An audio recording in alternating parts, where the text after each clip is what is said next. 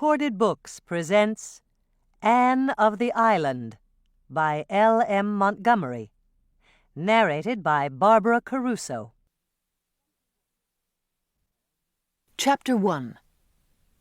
The Shadow of Change. "Harvest is ended and summer is gone," quoted Anne Shirley, gazing across the shorn fields dreamily. She and Diana Barry had been picking apples in the Green Gables orchard, but were now resting from their labours in a sunny corner, where airy fleets of thistledown drifted by on the wings of a wind that was still summer-sweet, with the incense of ferns in the haunted wood. But everything in the landscape around them spoke of autumn. The sea was roaring hollowly in the distance, the fields were bare and sere, scarfed with goldenrod. The brook valley below Green Gables overflowed with asters of ethereal purple, and the lake of shining waters was blue, blue, blue. Not the changeful blue of spring, nor the pale azure of summer, but a clear, steadfast, serene blue, as if the water were past all moods and tenses of emotion and had settled down to a tranquillity unbroken by fickle dreams. "It has been a nice summer," said Diana, twisting the new ring on her left hand with a smile. "And Miss Lavender's wedding seemed to come as a sort of crown to it. I suppose Mr. and Mrs. Irving are on the Pacific coast now." "It seems to me they've been gone long enough to go round the world," sighed Anne. "I can't believe it is only a week since they were married." "Everything has changed. Miss Lavender and Mr. and Mrs. Allen gone. How lonely the manse looks with the shutters all closed. I went past it last night, and it made me feel as if everybody in it had died." "We'll never get another minister as nice as Mr. Allen," said Diana, with gloomy conviction. "I suppose we'll have all kinds of supplies this winter, and half the Sundays no preaching at all. And you and Gilbert gone? It will be awfully dull." "Fred will be here," insinuated Anne slyly.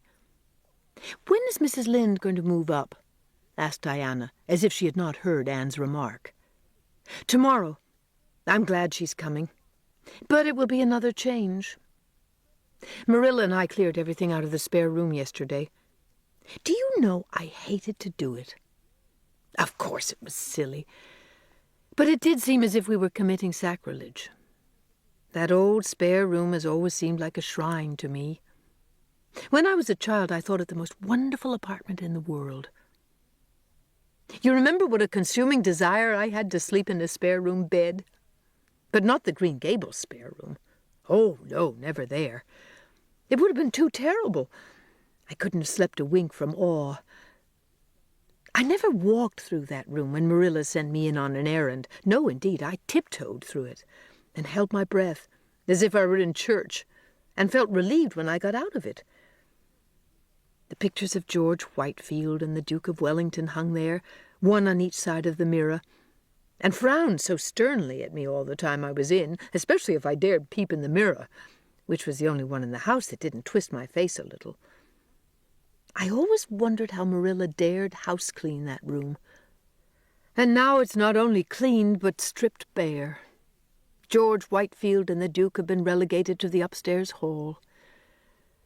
So passes the glory of this world, concluded Anne, with a laugh in which there was a little note of regret. It's never pleasant to have our old shrines desecrated, even when we have outgrown them.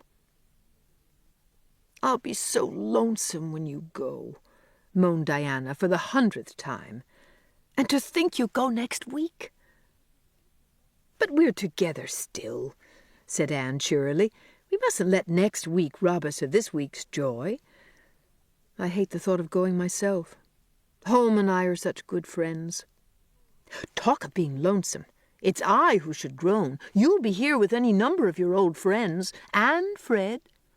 Well, I shall be alone among strangers, not knowing a soul." "Except Gilbert and Charlie Sloane," said Diana. To keep listening to this audiobook, I've left you a link in the description so you can do it. at no cost thanks to Audible's 30-day free trial.